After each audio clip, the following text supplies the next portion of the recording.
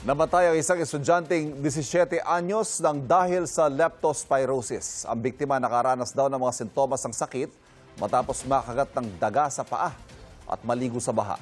Ayon sa kanyang mga magulang, may unang balita si Gabriel Gonzalez.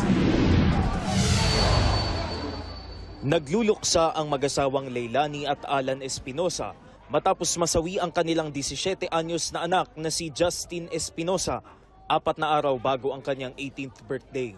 Ang dahilan ng pagkamatay ni Justin, leptospirosis. Ayon kay Leilani, nakagat ng daga sa paa ang kanyang anak. Makalipas ang 2 linggo, naligo pa raw si Justin at mga kaibigan sa baha sa Navotas. Nakaranas daw ng mga sintomas ng leptospirosis si Justin, gaya ng mataas na lagnat at rashes. Tapos kinabukasan po yun, nilalagnat na po siya. Nangihina po yung katawan niya, dinala po namin siya sa Navotas Hospital.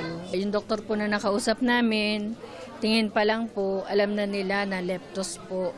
Nabigla rin kami sa pangyayari sa kanya sa ngayon.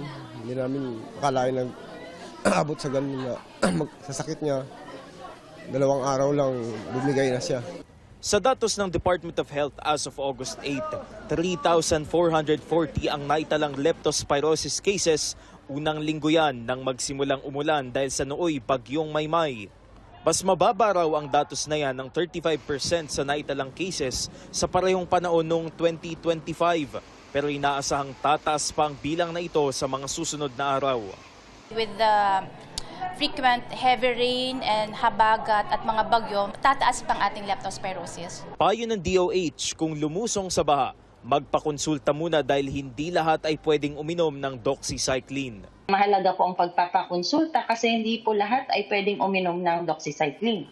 Gaya ng nabanggit, hindi po ito pwede sa mga buntis, nagpapasuso o pati pa sa mga may allergy sa doxycycline. Tiniyak naman ng kagawaran na operational at sapat ang supply sa kanilang mga pasilidad.